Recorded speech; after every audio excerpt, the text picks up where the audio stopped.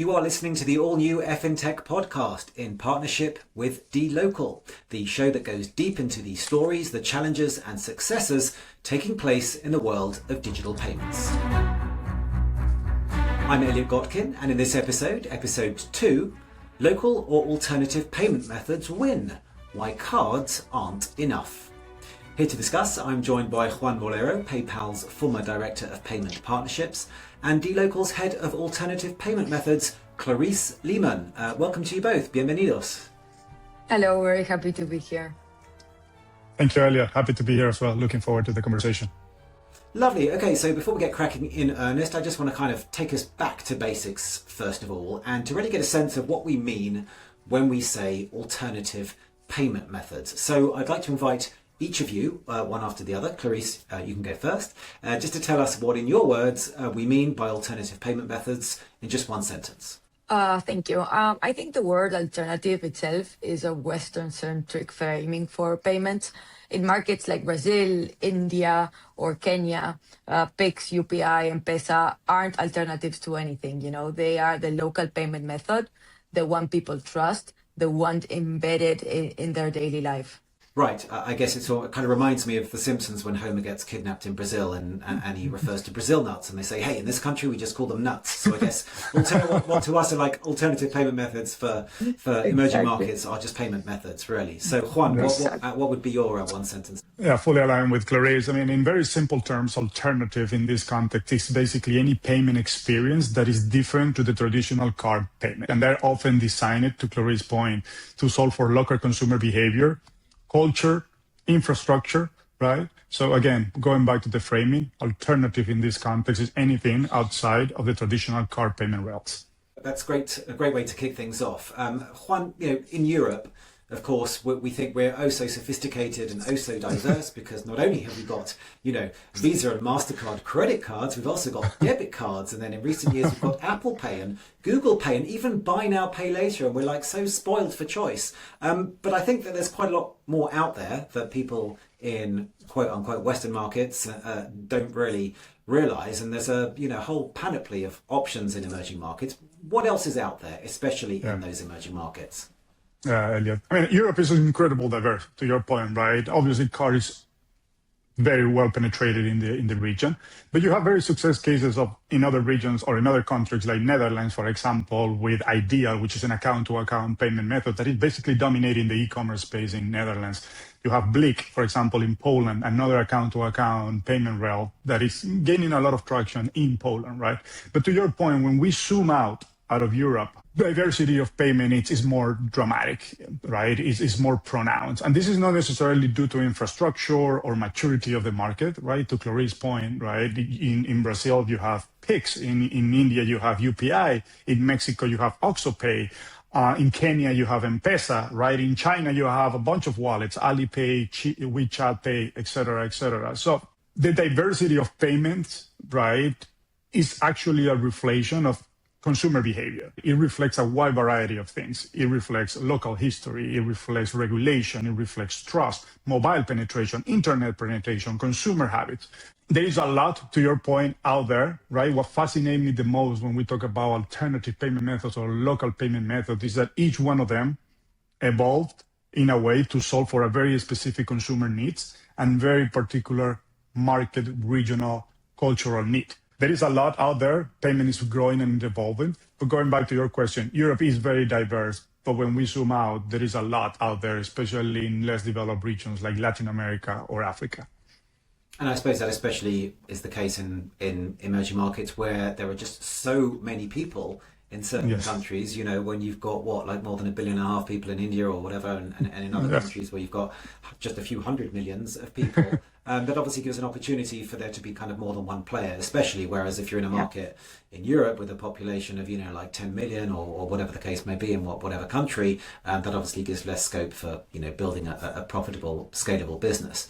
Clarice, do you have any thoughts on that? I think it's very much related to what Juan said. The distinction matters enormously on what you are speaking about when you speak about alternative, right? Is it infrastructure? Is it an experience? I think in the end, especially in Europe and in developed countries, the alternative is more on the customer feel. So, but you have all of these payment methods that in the end are sitting on top of card rails. As you said, Apple Pay, Google Pay, many of the buy now pay laters ultimately settle in Visa or Mastercard or Amex rails, right?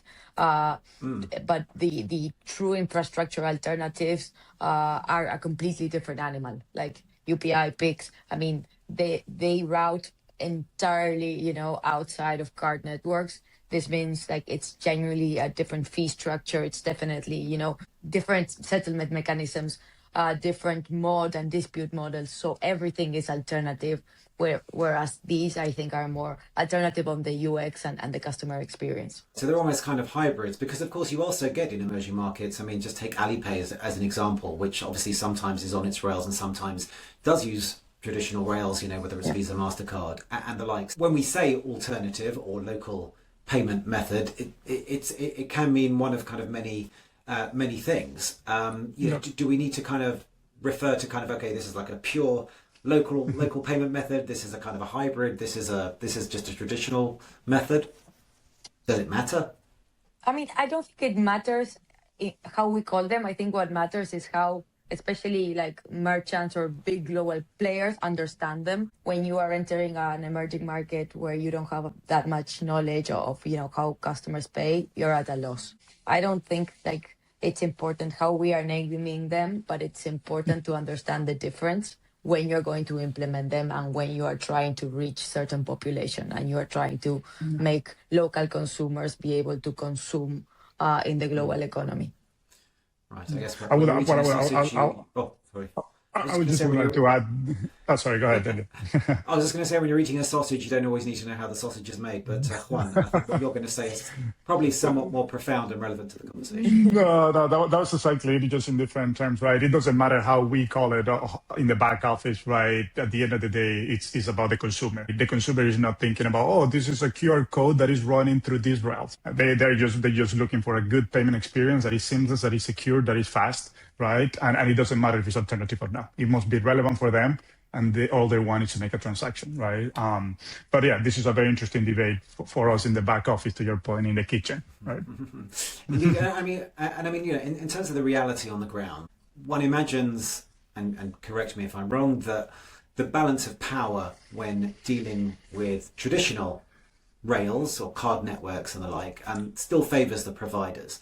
So whether it's high fees or chargebacks or fraud, there is all of that kind of going on at the same time. And I'm just wondering if that impedes or creates opportunities for local players, or do they just kind of have the same? Do they all face the same issues no matter which way where they're going in terms of dealing with all of these challenges? I can take this one, Claire. If you want, I can take a pass to this question. Look, local payment methods look simpler, right? Or they are born to become or to be a simpler solution, right? They are built to solve for speed, low cost, and domestic relevance. But as they mature, to your point, as they grow and as they scale, they do face the same structural complex problem that more traditional payment methods, right? Because fraud doesn't go away, right? Consumer protection doesn't go away. Consumers are expecting good customer experience, right? They want the refunds to be back in, the money to be back into their accounts as soon as possible. It doesn't matter what payment methods they use. They want the payment experience to be seamless. So as this traditional local simple payment method grow, they have to build operational resiliency. They have to become more complex in nature, right? And with complexity, right, comes infrastructure, comes responsibility. So to answer your point, Elliot, I do believe from different lanes, but they do face the same infrastructure, scale issues as any other traditional payments, that they become more mature and more scalable. Right.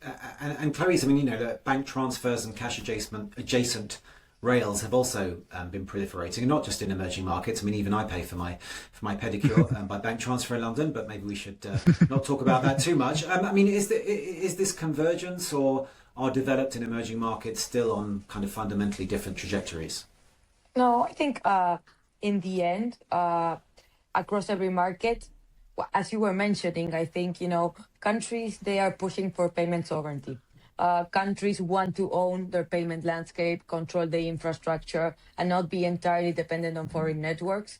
That's not only a developing world instinct. It's, I mean, what Fed now, it's what SEPA instant, it's what PIX is, right? The motivation and starting points differ, yeah, but the direction is the same. So I think where the North is maybe looking into the South on what has been built on UPI and PIX, I think the South is looking also to the North in terms of, okay, what does technical and, operational excellence look like?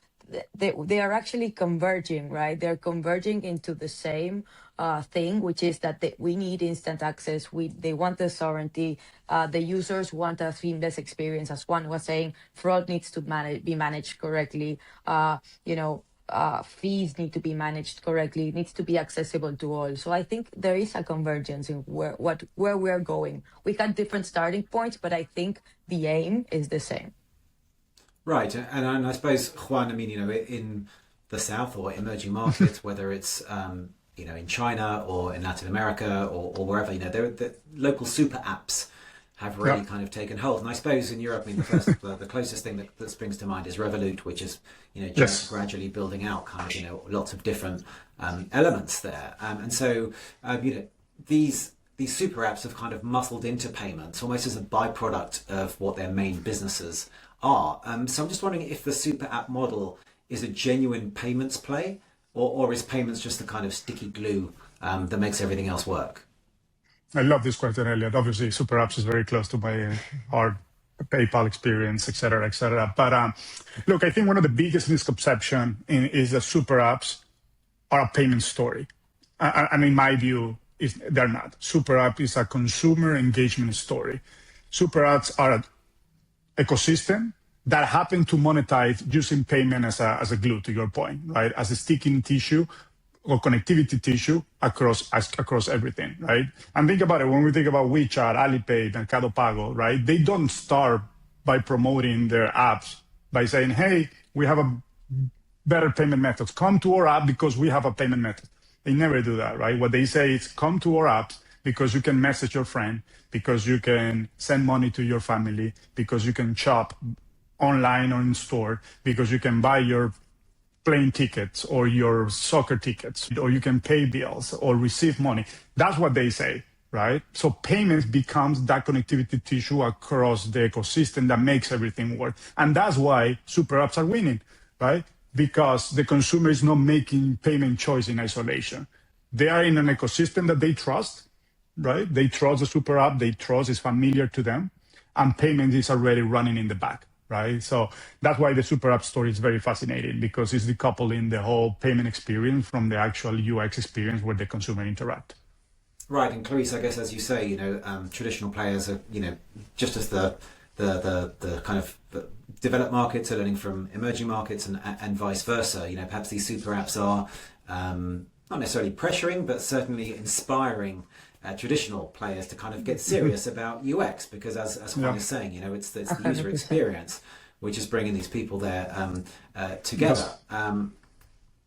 100%. And we find it that, when the user experience is bad, the payment is likely to fail. The conversion is not going to be there. The increased revenues are not going to be there. And ultimately, the global players won't push to enable those payment methods at their checkout. It's just, it's not working. If the experience is not there, the payment method won't work.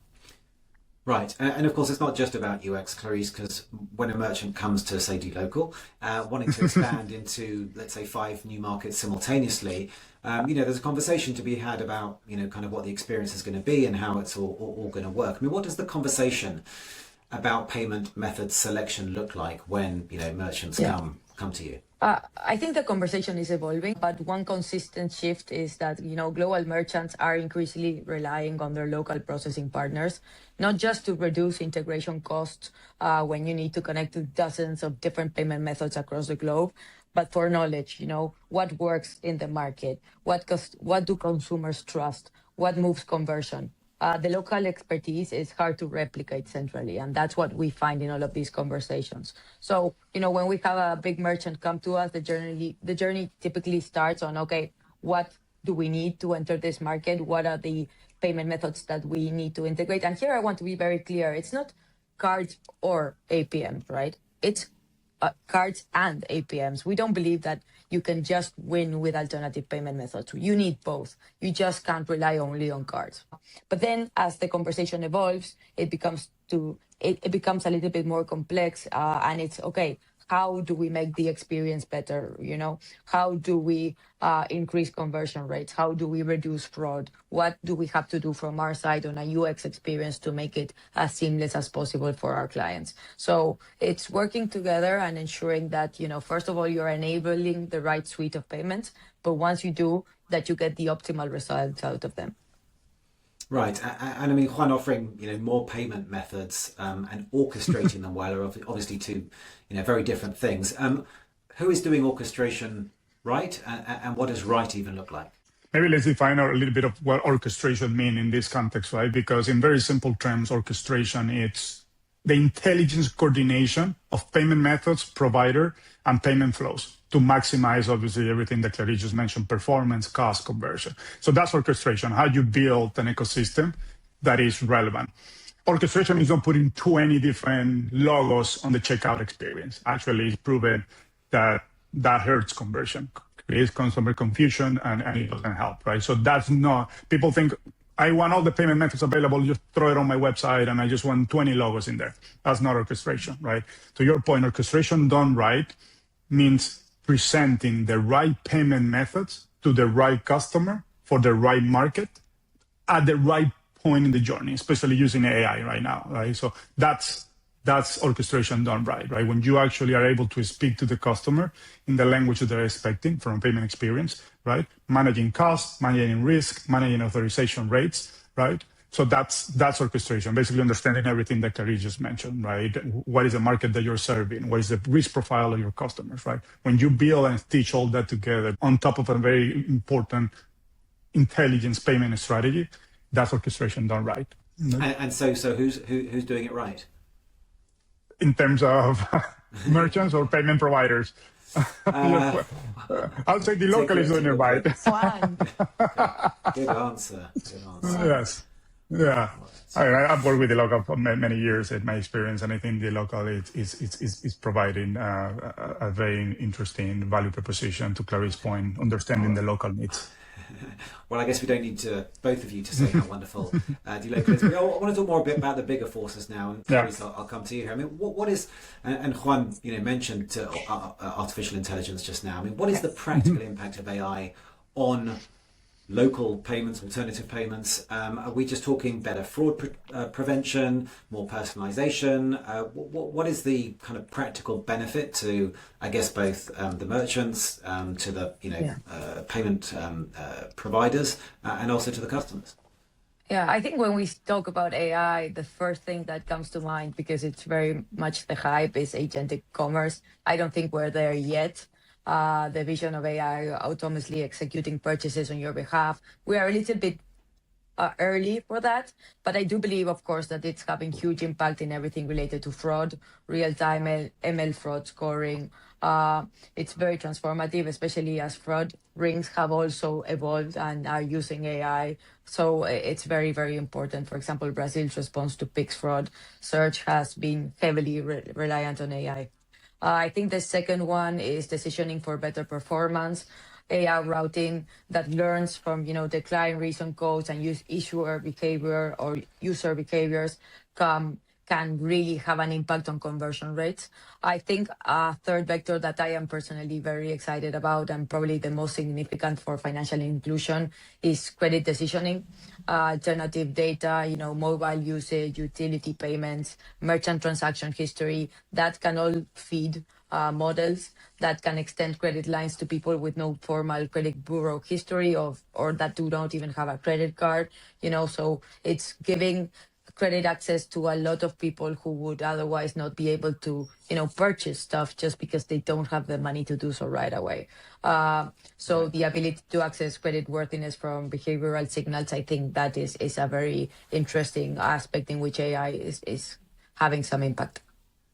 Right, and of course, one of the other big things that we can't get away from every single day, online and on news and whatnot, is obviously the geopolitical situation kind of happening, which kind of feeds into a lot of the kind of sovereignty concerns that different blocs, different countries have. Now, we saw Russia, for example, after its invasion of Ukraine, being cut off from Yes. SWIFT. We've got China largely running on its own rails. We've got the dollar's dominance kind of being quietly questioned, although not through stable coins, where it basically accounts for pretty much all of them, the ones that are out there. I mean, we talked earlier about how different countries, different blocks, payment methods are kind of becoming more similar, that they're kind of almost aligning. But we still at the same time have this kind of fragmentation geographically where different areas are, treading their own path effectively. And so we do have this situation where the global payments infrastructure is becoming, seems to be becoming even more fragmented. What does that mean for merchants operating across borders? Does it matter to them? Because they'll just, okay, I'll use dLocal here, I'll use, Alipay here or whatever else. I mean, what's the situation there? Juan, maybe we'll give you this one to start with. Obviously, the fragmentation exists, but I'm more optimistic, and I think we're heading towards what I would like to call a regionalization of payments, which basically means that the future of payment is not going to be one single global rail.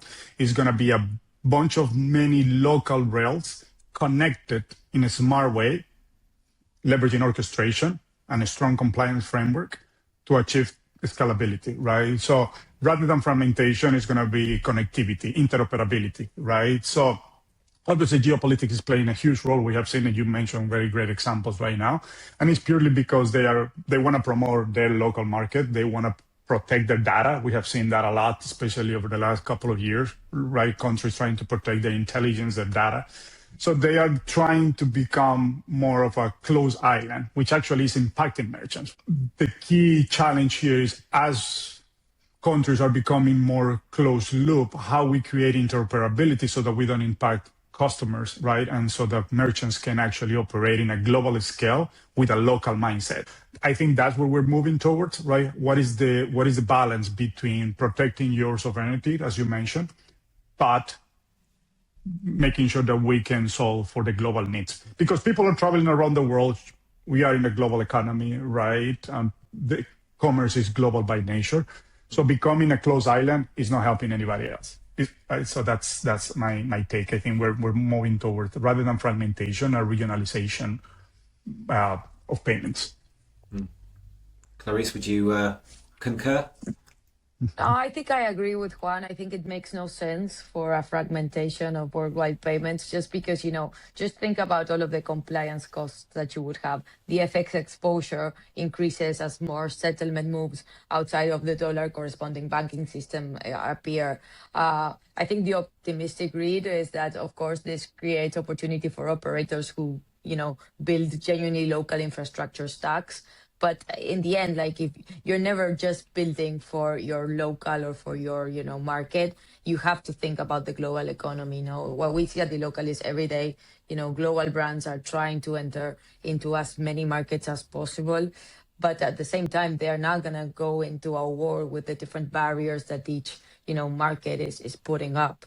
So in order to have this sort of ability to participate in the global economy, I think countries need to find a way to work together and to make this interoperability as much as possible.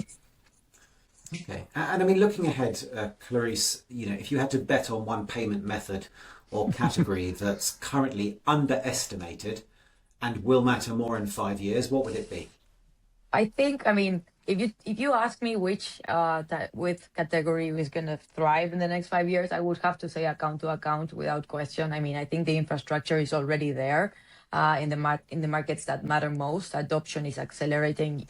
The case for Pix speaks for itself, right? The adoption has been huge. What the central bank in Brazil has built is amazing. And the merchant economics are incomparable. They're much better than cards and much better than most alternative payment methods. I think what's underestimated is the ceiling there. Most people still think of account to account as a cost reduction play, but it's becoming the foundation for a whole new layer of financial products. Think about, for example, credit embedded in these account-to-account rails, right? Because the rails carry the transaction and the credit layer sits on top and underwritten in real time. I think that is one of the things that I think people are still underestimating. And does that kind of argue, just following on Clarice, does that argue for more state intervention, that having the kind of state kind of at the heart of the kind of, payment system, and then allow, private, companies to kind of build on top of that? Is that the way forward, or is that just that happens to be how it seems to be working in places like Brazil and India? It's not necessarily even necessary or necessarily the way that it could work in more developed markets. I mean, if you look at it from what's already happened, I think the countries where the state has intervened in building this infrastructure have been the cases that have had the most success. Sometimes there are many other countries that have, account-to-account rails, and for some reason it's still not picking up. Think about Mexico, for example, a country and an economy as big as Mexico. They have account-to-account rails, and people are still leaning very heavily on cash. So I think it's not only a move for getting people on top, but it's also for the governments. I mean, it's a very clear case for financial inclusion, right? So I think some governmental push needs to be there to generate that widespread adoption. Maybe Juan in some countries does not agree. No, I agree 100%. And I just still thinking about, Elliot, your question about what is the most underestimated payment method for the future. And it's hard for me not to think about AI, right? And AI, we know, is not a payment method, right? But we know AI is going to be participating in the payment experience. An AI agent will make the payment transaction on behalf of the consumer, right? In the past, or right now, is Elliot going and making the transaction. Now it's going to be a Elliot robot making the transaction on behalf of Elliot. Okay. So how payment is going to evolve, right? And how we're going to think about the future of payment from that perspective, it changes the whole ball game. Now I'm not interacting with Elliot, I'm interacting with a robot, right? So how does the robot behave? How does the robot make decisions? So that's what my mind goes when you ask about looking ahead, because I think, obviously, I 100% agree with Clarice from a payment method perspective, but from the future, I think how we're going to be interacting with these new technologies is probably going to be very interesting. It's a great name for an AI agent, actually, Elliot. But look, Juan, just finally, is there a market right now where you think the payments infrastructure is genuinely world class, and that the West, the North, or whatever antiquated catch-all terms we care to use, should be looking to and learning from developed markets, let's say? Look, I don't know, Clarice, if you agree with me, but if I have to choose one market today, I would probably go with Brazil. Right? For sure. PIC is one of the most remarkable payment success stories we have in the last decade. PIC showed how a central government bank instant payment rail can become part of the daily activity or way of payment for an entire massive population. Simple, trusted, right, and effective, efficient, and it's now expanding into more use cases, right? But the interesting piece about Brazil, right, Brazil is a very well developed payment ecosystem, right? Card penetration is high, mobile internet penetration is high. They have a cash payment option called Boleto, and then a strong e-commerce presence. Pix came in not to cannibalize any of this, but to actually solve for a customer needs, right? And I think that's a learning, right? I wouldn't say copy and paste or replicate what Brazil did. We have proven cases that copy and pasted doesn't work, but actually thinking about when you design payment experience, working backwards from the consumer experience, right? Because ultimately the payment experience should feel obvious and agnostic to the customer, right? And I think that's the learning, right? Start from the customer experience rather than the other way around. Clarice, did you have a final word on that? Or would you No, just agree I that it's Brazil? I agree that it's Brazil, and it's not only Pix, but all of the roadmap that they built after Pix, right? It's Pix Automático. It's like they keep finding customer needs and they keep building on top. It's not, and that's what I think is amazing. They have Pix with Automático, Pix with biometrics, Pix Garantido for credit. It's just a whole stack of different products that they are building as they find more and more consumer needs. Excellent. Well, on that positive note, and I guess that's a win for Brazil, I think we are pretty much out of time. So I just want to thank both of you for taking the time, your time, to join me for this conversation. So thank you, Juan Molero, PayPal former Director of Payment Partnerships, and dLocal's Head of Alternative Payment Methods, Clarice Lehman. Really appreciate you both taking the time to speak to me and to speak to us on the FinTech podcast today. Thank you, Elliot. so Thank you, much for Clarice. having us. I appreciate it. Bye-bye.